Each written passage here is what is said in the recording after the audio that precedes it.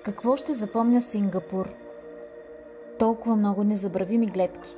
И първата от тях е прекрасното им футуристично летище, което още стъпвайки на него ти дава предусещане за всички чудни неща, които те очакват в тази малка страна с висок стандарт на развитие.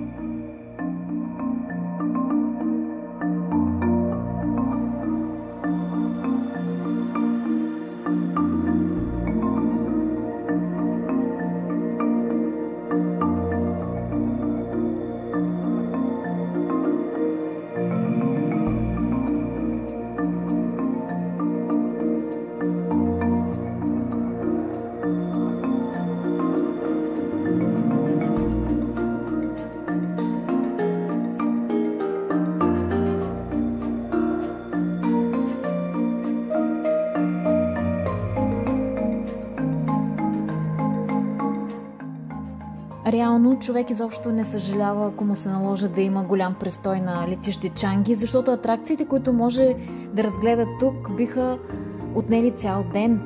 На връщане ние разполагахме с около 9 часа престой на летището и така и не успяхме да обиколим всичко, което се заслужаваше да бъде видяно.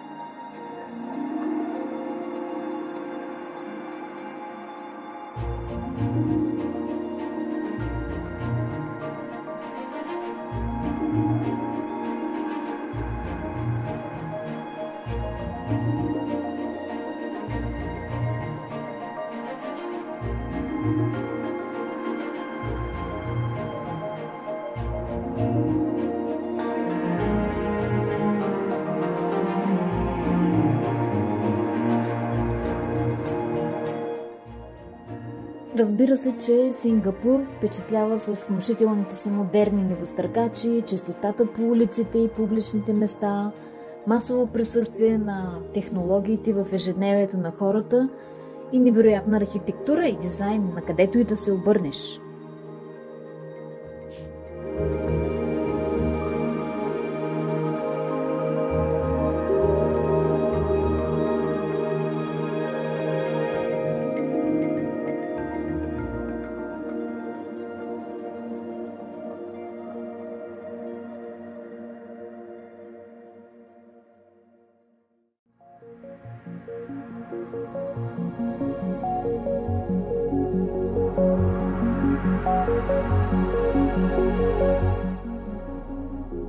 Gardens by the Bay – една от емблематичните атракции на страната.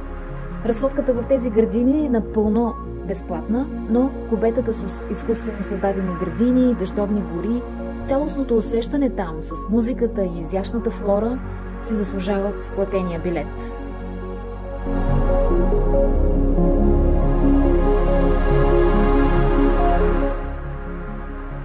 Непременно трябва да се види и светлинното шоу с музика вечер в градините, което е напълно безплатно.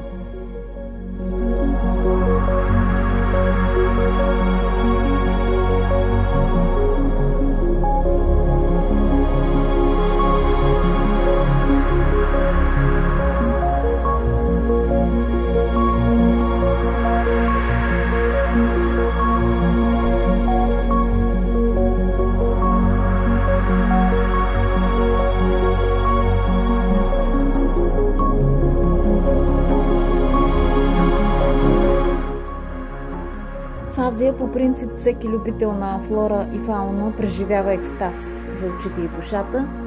Ботаническите градини на Сингапур са като малък рай на земята и нямаше как да ги пропуснем.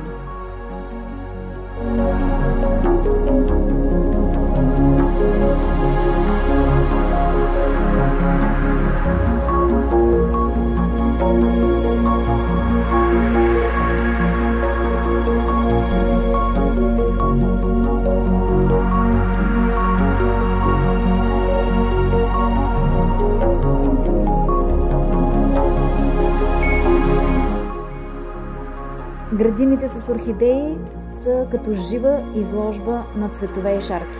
Освен това, те са климатизирани и хладинката на това място е твърде желана, дори да не си кой знае какъв фен на цветята.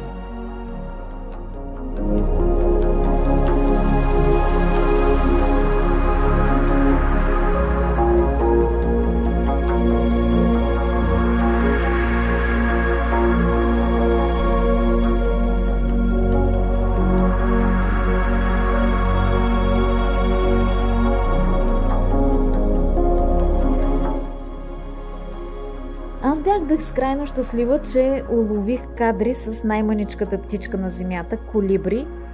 Благодарна съм, че и двете птичета позираха без да се плашат и ми дадоха достатъчно време да ги снимам.